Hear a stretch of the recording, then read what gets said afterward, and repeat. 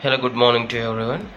Today in this video I'll tell you how you can hide any app on the Nothing mobile. See here, this is on the Nothing 4A. Okay, please do comment what is the exact Nothing model mobile you are using in the comment section below.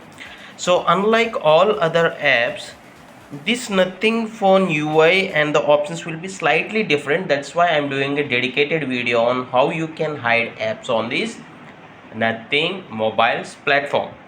So on the search in the Android settings, if you search like hide apps or hide, you won't be able to find any option.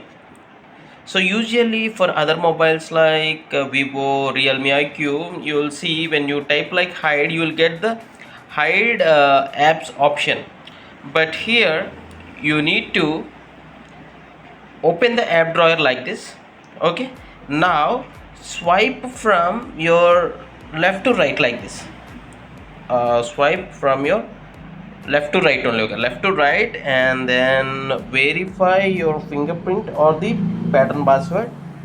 And see here there is a option called private apps. Tap on this.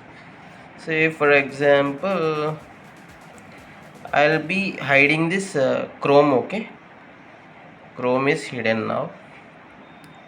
Now let me search in this Chrome.